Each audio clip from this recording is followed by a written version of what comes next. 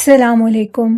میرا نام سمیہ ہے اور میں اپنی خوفناک کہانی آپ لوگوں کو بتانا چاہتی ہوں۔ میری زندگی میں کتنی مصیبتیں آئیں، میں نے کیا کچھ فیس کیا اپنی لائف میں، یہ سب کچھ آج میں آپ کے سننے والوں کو سنانا چاہتی ہوں اور ان کو یہ نصیحت کرنا چاہتی ہوں کہ کبھی بھی کوئی بھی ایسے رشتوں پہ یقین نہ کرے جیسے میرے گھر والوں نے جن رشتوں پہ یقین کیا۔ کہتی ہیں کہ ان کے والد کی 2 شادیاں تھیں اور ان کی امی سے ان کی دوسری شادی تھی، اور جو ان کی بڑی والدہ تھیں جو کہ اسٹیپ سسٹر تھیں، وہ کہتی ہیں کہ وہ بہت زیادہ ہمارے منہ پر تو ہم سے پیار کرتی تھیں، اور جو ہمارے باقی بہن بھائی تھے وہ ہم سے بہت پیار کرتے تھے۔ پرانا وقت تھا اور سب ساتھ ہی رہتے تھے۔ میری والدہ بہت زیادہ نرم مزاج عورت تھیں اور سب پر یقین کر لیتی تھیں، اور یہی یقین ان کا ہمارے لیے اتنا برا ثابت ہوگا جس کو ہم کبھی سوچ بھی نہیں سکتے تھے۔ آج اسی یقین کو لے کر ایک کہانی آپ کو اور آپ کے سننے والوں کو سنانا چاہتی ہوں۔ اور وقت گزرتا جا رہا تھا، پھر وقت کے ساتھ ساتھ جیسے وقت بدل جاتا ہے اسی طرح ابو نے دونوں گھروں کو الگ الگ گھر لے کر دے دیا۔ ہم لوگ تو بہت خوش ہوئے جب بڑی والدہ اور ان کے بچوں کو الگ سے گھر ملا۔ ہم لوگ تب بہت چھوٹے تھے، اور اس کے بعد جب ہمیں گھر ملا تو شاید وہ ہم سے بہت حسد کرنے لگے۔ ابو جو بھی چیز لاتے تھے وہ ہمارے لیے بھی سیم لاتے تھے اور دوسرے بہن بھائیوں کے لیے بھی، جس سے وہ اس چیز کا حسد کرتے تھے کہ ہمارے ابو انہوں نے ہم سے بانٹ لیے ہیں، جبکہ ایسا کچھ نہیں تھا۔ ابو کی مجبوری تھی شادی کرنا، کیونکہ وہ شاید بڑی امی کو اتنا پسند نہیں کرتے تھے، لیکن جیسی شادی ہوئی تو انہوں نے ان سے اپنی محبت کو خوب نبھایا، ان کو اپنی بیوی بنایا، ان کو حق دیا، اور یہ سب کچھ انہوں نے ہمیشہ برابری کے بنا پر کیا، اور وہ میری امی کو بھی اور بڑی امی کو بھی ہمیشہ برابر رکھتے تھے۔ پتہ نہیں کہاں ان کے دل میں حسد پلنے لگا، اور وہ حسد اس قدر زیادہ تھا کہ وہ ہم اندازہ بھی نہیں لگا سکتے تھے۔ اس حسد کے بعد انہوں نے اپنا آپ کھل کر ہم پر ظاہر کر دیا، اور 1-2 دفعہ میری سوتیلی بہنوں نے میری امی کے ساتھ لڑائی کی، میرے بڑے بھائی کو تعویذ ڈالنے کی کوشش کی۔ جن کے ہاتھ تعویذ بھیجے وہ اتنے ظالم تعویذ تھے کہ میرے بڑے بھائی موت کے منہ سے واپس آئے۔ جو عورت تعویذ لے کر آئی اور اس نے میری امی کو صاف بتا دیا، میں نے تمہارے گھر کے چولہے کے اندر تعویذ دفنایا ہے، اور اس تعویذ کی وجہ سے تمہارا بیٹا بیمار ہو رہا ہے۔ اور یہ بات سننے کے بعد میری امی بہت ڈر گئی، انہوں نے فوراً ابو کو بتایا، اور ابو نے اپنے ہاتھوں سے ان تعویذوں کو نکالا، اور وہ تعویذ وہ بڑی امی کے پاس لے کر گئے۔ جو عورت تعویذ لے کر آئی تھی وہ بھی ساتھ تھی، اور اس نے صاف کہا کہ یہ تعویذ مجھے آپ کی بڑی بیگم نے لے کر بھیجے تھے، اور کہا تھا کہ یہ تعویذ اس کے چولہے میں لگاؤ، جیسے جیسے چولہا چلے گا اس کا بیٹا بھی مر جائے گا، کیونکہ وہ آپ کے بیٹے کو برداشت نہیں کر پا رہی تھیں، وہ یہ چاہتی تھیں کہ سب کچھ انہی کے بیٹے کو ملے۔ ابو نے امی کی بہت انسلٹ کی، بڑی امی کی، جو کہ وہ اس قابل تھیں۔ انہوں نے اتنا بڑا ظلم کیا تھا میرے بھائی پہ، اور اس کے بعد انہوں نے معافی مانگی، اور معافی مانگنے کے بعد سب کچھ پھر پہلے سا ہو گیا۔ میری امی بہت رحم دل تھیں، اور انہوں نے ابو سے کہا کہ اب آپ غصہ مت کریں، خیر ہے ان سے غلطی ہو گئی، اور اب غصے میں کیا پڑا ہے، غصہ مت کریں۔ امی نے بھی معاف کر دیا اور ابو نے بھی معاف کر دیا۔ اس کے بعد کہتی ہیں کہ وہ کہتی ہیں کہ سب کچھ ٹھیک ہو گیا۔ بڑی بہنوں کی شادیاں ہونے لگیں جو سوتیلی بہنیں تھیں۔ میری امی نے ابو کے حالات کو دیکھتے ہوئے اپنے جو بھی زیورات تھے وہ ان تمام بہنوں کو تحفے میں دے دیے، اور کہا کہ آپ لوگ اپنا وقت گزاریں، میرے بچے ابھی بہت چھوٹے ہیں، جب ان کی شادی کی باری آئے گی تو سب ٹھیک ہو جائے گا۔ میری امی بہت رحم دل تھیں، اپنی جہیز کی چیزیں بھی ایون ان کو دے دیں، اور یہ بھی نہ سوچا کہ ان کے ہاں بھی بیٹیاں ہیں، بیٹے ہیں، یہ سب کچھ ان کے کام آئے گا، لیکن ان کو یہ تھا کہ ابھی ہم لوگ بہت چھوٹے ہیں۔ پھر اس کے بعد ہماری کبھی لڑائی نہیں ہوئی، لیکن ہمارے گھر سے ڈیفرنٹ تعویذ نکلا کرتے تھے، اور وہ تعویذ یقیناً بڑی امی اور ان کے بچے ہی لایا کرتے تھے۔ اور الزام میری امی پہ لگا دیتے تھے کہ میری امی کو یہ کہا جاتا تھا کہ یہ ہم پر تعویذ کر رہی ہے۔ میرے ابو یہ کہتے تھے کہ اگر وہ تعویذ کرتی تو میں تمہارے پاس نہ بیٹھا ہوتا، تعویذ کرنے کی عادت تمہیں ہے اور تم ہی تعویذ کرتی ہو، جو کہ ایک ثبوت بھی مل چکا ہے تمہارے خلاف۔ تم اتنی ظالم ہو سکتی ہو یہ میں سوچ بھی نہیں سکتا تھا۔ پھر ہمیں ہر کسی سے پتہ لگتا تھا کہ ہماری ستیلی بہنیں اور امی، جو ستیلی امی تھیں، وہ لوگوں کے آگے ہمارے خلاف غلط غلط باتیں کرتی تھیں، جبکہ لوگ ان سے یہ کہتے تھے کہ وہ ایسے لوگ نہیں ہیں جن کے بارے میں تم ایسی باتیں کر رہی ہو۔ ہم نے تو آج تک ان سے تمہارے خلاف کوئی بات نہیں سنی، پھر تم ایسے کیوں کرتی ہو؟ لیکن وہ شرمندہ بھی نہیں ہوتی تھیں اور ہم سے بہت زیادہ حسد کرتی تھیں۔ وقت گزرتا جا رہا تھا، وقت کے ساتھ ساتھ ہر چیز بدلتی جا رہی تھی۔ ہمیں اندازہ ہو رہا تھا کہ وہ کس قسم کی ہیں اور وہ ہم سے کیا چاہتی ہیں۔ اسی وقت کو دیکھتے ہوئے ابو نے کہا کہ تم لوگ ان سے آنا جانا کم کر دو، بہتر ہے کہ یہ بھی تمہارے گھر نہ آئیں اور تم بھی ان کے گھر مت جاؤ۔ لیکن میری امی نے کہا کہ ہم ایسا کچھ نہیں کریں گے، اگر وہ آتی ہیں تو بے شک آئیں، میں ان کو نہیں روکوں گی، وہ بھی آپ کی بیٹیاں ہیں اور میری بھی بیٹیوں کی طرح ہیں۔ بس یہی غلطی میری امی نے کر لی اور اس کے بعد ظلم کی انتہا شروع ہو چکی تھی۔ ہم لوگ بھی بڑے ہو چکے تھے، ان کا حسد بھی اس قدر بڑا ہو چکا تھا۔ انہوں نے ہم پر تعویذ کرنے شروع کر دیے۔ ہمارے گھر سے تمام بہن بھائیوں کے ایک ایک کپڑوں کا جوڑا غائب ہو چکا تھا۔ اچانک سے یہ سب کیسے ہوا؟ نئے کپڑے تھے، غائب کیسے ہو گئے؟ ہم نے اس چیز کو زیادہ نوٹس نہیں کیا۔ امی چونکہ بار بار بتا چکی ہوں کہ بہت سادہ مزاج عورت تھی، اور انہوں نے کہا کہ بیٹا شاید کوئی کام والی اٹھا کر لے گئی ہوگی، اب اس کے متعلق کیا بحث کرنی، کیا بات کرنی۔ اور اس کے بعد ہی اصل تباہی شروع ہوئی۔ ہم بڑے ہوئے تو ہمارے کاموں میں عجیب و غریب رکاوٹیں تھیں، ایون کہ جن لوگوں کے پاس ہم لوگ جاتے تھے وہ بھی یہی کہتے تھے کہ ہم جو بھی آپ کا کام کرتے ہیں اس میں رکاوٹ آ جاتی ہے، لگتا ہے آپ کے اوپر کسی نے کالا جادو کروایا ہوا ہے۔ یہ بات ہمیں وہ ڈیفرنٹ لوگ کہتے تھے جن سے ہم اپنے مختلف کاموں کے لیے روزمرہ لائف میں ملا کرتے تھے۔ شاید آپ کے سننے والوں کو میری باتیں سمجھ میں آ رہی ہوں، کوئی نہ کوئی اس حسد کے رشتے سے گزرا ہو۔ پھر وقت آیا شادیوں کا، بڑی بہن کی شادی ہوئی اور پھر دوسری بہن کی شادی ہوئی، پھر ایک بھائی کی شادی ہو گئی۔ 3 شادیاں ہم لوگوں کے خاندان میں ہماری بہن بھائیوں کی اکٹھی ہو گئیں ایک ایک سال کے گیپ سے، جس سے کہیں نہ کہیں ہمارے ستیلے بہن بھائیوں کو انتہا سے زیادہ حسد ہوا اور ان سے برداشت نہ ہو سکا کہ ان کے بچے تو بھی بیٹھے ہوئے ہیں اور ہماری شادیاں بھی ہونے لگی ہیں۔ ہماری جو ایج تھی وہ ہمارے ستیلے بہن بھائیوں کے بچوں جتنی تھی، اور اسی حسد میں آ کر انہوں نے ہم چھوٹے 4 بہن بھائیوں کا رشتہ باندھ دیا، نکاح پر ظالم بندش کروا دی۔ جس کام میں بھی ہاتھ ڈالا جاتا تھا اس کام میں ناکامی آنے لگی۔ رشتے تو ایسے مانو جیسے غائب ہی ہو گئے ہوں، آسمان کھا گیا ہو یا زمین کھا گئی ہو۔ شادی کا تو سوال پیدا ہی نہیں ہو سکتا تھا۔ شادی کے لیے، رشتے کی بات کے لیے ہمارے گھر کے دروازے کسی نے بند کر دیے تھے۔ امی بہت پریشان رہنے لگی تھیں اور امی ابو سے یہ بات ڈسکس بھی کرتی تھیں کہ آخر پتہ نہیں کیا مسئلہ ہے، چھوٹے بچوں کی شادی میں اتنی تاخیر کیوں ہو رہی ہے، جبکہ بڑوں کی شادیاں تو ہم نے بڑی آسانی سے کر لیں، اتنی دقت کیوں آنے لگی ہے۔ امی نے کسی صاحب علم حیثیت سے بات کی اور انہوں نے بتایا کہ آپ کے بچوں کا نکاح باندھ دیا گیا ہے۔ نشانی میں اتنا کہہ سکتا ہوں کہ وہ آپ کے بہت قریبی ہیں، جن میں ڈھیر ساری عورتیں شامل ہیں۔ وہ ڈھیر ساری عورتیں ہماری ستیلی بہنیں تھیں اور ان کے بھائی تھے، جو کہ منہ پر تو بہت اچھے تھے لیکن دل میں بہت زیادہ حسد اور بغض رکھتے تھے۔ حسد کی وجہ سے تو لوگ کالا جادو کرتے ہیں، اور شدید والا کالا جادو تھا۔ ان کا کہنا تھا، جن کے پاس امی گئی تھیں، میں تمہیں صرف بتا سکتا ہوں لیکن اس جادو کا توڑ میرے پاس نہیں ہے۔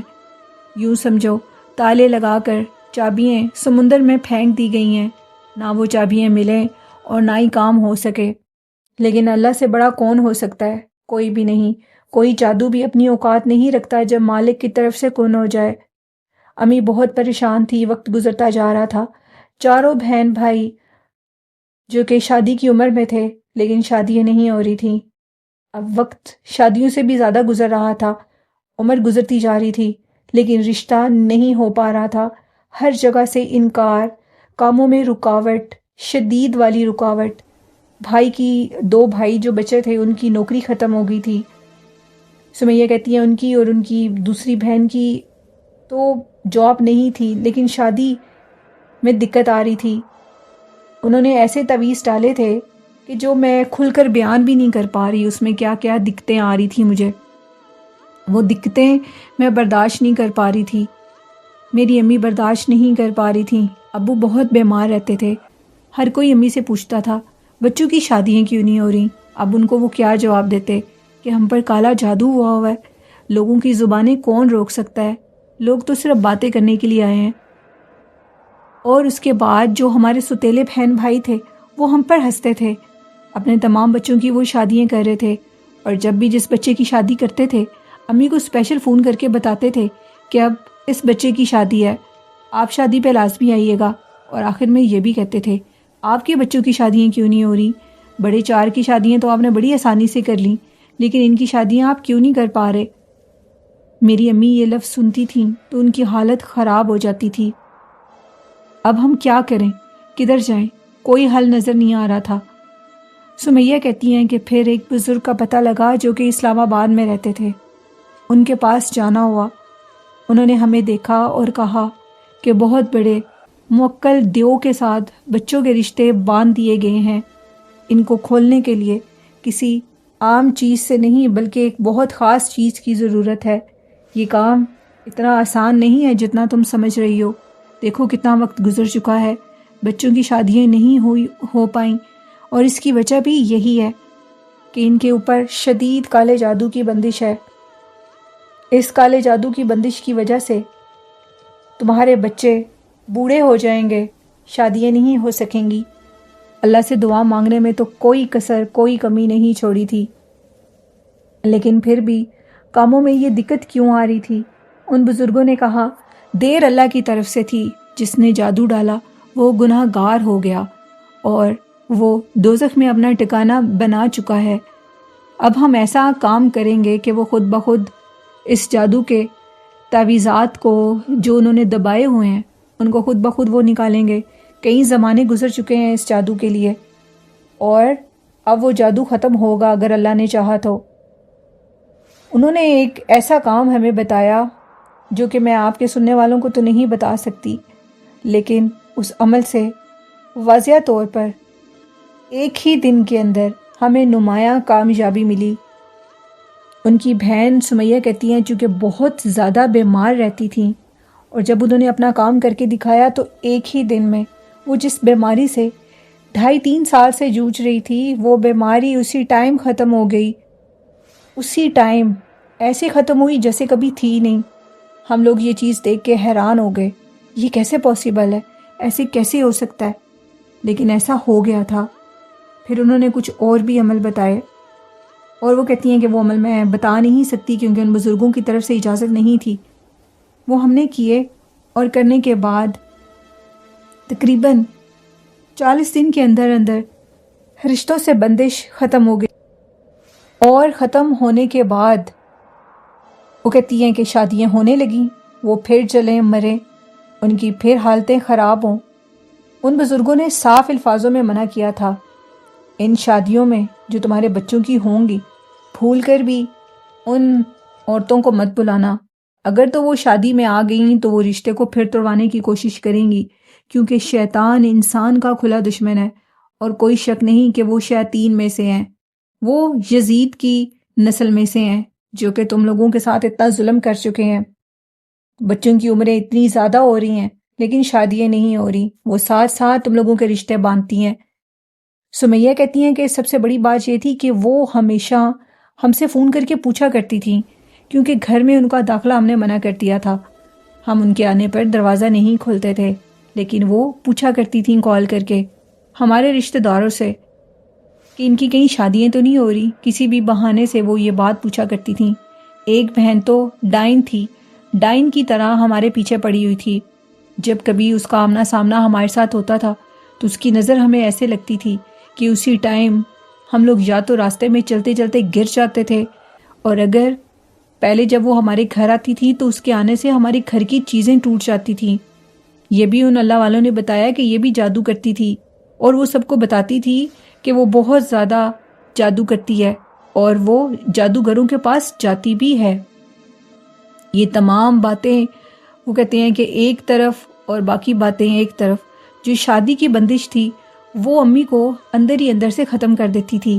امی پریشان رہتی تھیں، لیکن اللہ جب چاہے کرم کر دے، اور اتنی اچھی جگہوں پر ہم لوگوں کی شادیاں ہوئیں، جتنی انہوں نے باندھنے کی کوشش کی اللہ نے اتنی ہی کرم نوازی کر دی۔ ان کی تو سوچ بھی نہیں جا سکتی تھی کہ ہماری شادیاں اتنی اچھی جگہ پر ہو سکتی ہیں۔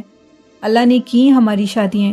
اللہ نے بتایا کہ اللہ سب سے بڑا ہے، جادو کی کوئی اوقات نہیں ہوتی جب اللہ کن فرما دے، لیکن جادو لوگ کرتے ہیں، قرآن پاک میں بھی اس کا ذکر ہے، اور یہ ہوتا ہے لازمی، اور اس کا توڑ کروانا پڑتا ہے کسی اللہ والے سے، کسی اتھینٹک انسان سے اس کا توڑ کروانا پڑتا ہے۔ خالی نماز پڑھنے سے، قرآن پاک پڑھنے سے جادو کا توڑ نہیں ہوتا۔ جو سخت جادو ہوتا ہے وہ نماز پڑھنے سے، قرآن پاک پڑھنے سے راستہ نکلتا ہے ان لوگوں تک پہنچنے کا جو ہمیں اللہ کے حکم سے ہماری مدد کر سکیں، کیونکہ دنیا میں کبھی بھی اللہ نیچے آ کر کسی کی مدد نہیں کرتا، بلکہ مدد کے لیے اللہ نے انسانوں کو مقرر کیا ہوا ہے، ان نیک بندوں کو جو ہماری مدد کرتے ہیں، جو اپنی زندگی اللہ اور اس کے رسول کے راستے پر گزارتے ہیں اور ان کی لوگوں کی مدد کرتے ہیں اللہ کے حکم سے۔ اللہ ہی ان کی علاج میں شفا ڈال دیتا ہے۔ قرآن پاک اور نماز ہی تو واحد راستہ ہے جو ان لوگوں تک ہمیں پہنچا دیتا ہے۔ خدارا اس بات کو سمجھیں، اور کبھی بھی اگر آپ کی کسی پیارے پر کوئی جادو ہو جائے تو آپ پھر اس کو اپنی ضد اور انا بنا کر مت بیٹھے رہیں کہ ہم نے کسی سے تعویذ نہیں لینے، تعویذ شرک ہے۔ اپنی مدد کرنا، اللہ کے حکم سے صحیح راستے پر چلنا شرک نہیں ہے، اور نہ ہی اس کو آپ شرک کہہ سکتے ہیں۔ اور اپنی مدد کرنے کے لیے، اپنے لیے اچھا سوچنے کے لیے اللہ نے ہمیں اس دنیا میں بھیجا ہے۔ جو خود اپنی حالت کو نہیں بدلتا، اللہ اس کی حالت کو نہیں بدلتا۔ اور شیطانی راستے پہ چلنا، جادو کرنا، یہ شرک ہوتا ہے۔ شیطان کا کام کرنا شرک ہوتا ہے، شیطان کو دعوت دینا شرک ہوتا ہے، نہ کہ اچھا اسلامی وے سے، قرآن پاک کی آیات سے، اتھینٹک لوگوں سے جو ان کالے جادو کے موکلوں کو اپنی قید میں کر سکیں اور ہمارا کام کر سکیں تعویذات کے ذریعے، نوری کلام کے ذریعے۔ وہ شرک نہیں ہوتا۔ تو پھر وہ کہتی ہیں کہ ہمارا علاج ہوا، اور علاج کے بعد الحمدللہ آج ہم لوگوں کی شادیاں ہو گئی ہیں۔ امی ابو بہت خوش ہوتے ہیں ہمیں دیکھ کر، لیکن جن شیطانوں نے ہم لوگوں کی نکاح بندش کی، اس دوران ہمارے اوپر کتنی مصیبتیں آئیں، کیا کچھ آیا، کیا کچھ ہم نے فیس کیا، اگر میں آپ کو بتاؤں تو آپ کے رونگٹے کھڑے ہو جائیں، آپ لوگ سکون نہ لے سکیں۔ تو یہ کہانی تھی سمیہ کی۔ میرے سننے والے بھی ان میں بہت سے لوگ ہیں جو اس بات کو کہتے ہیں کہ تعویذ نہیں لینے چاہیے، تو آپ تعویذ مت لیں، لیکن جو لیتے ہیں ان کی مرضی ہے، وہ جو مرضی کریں۔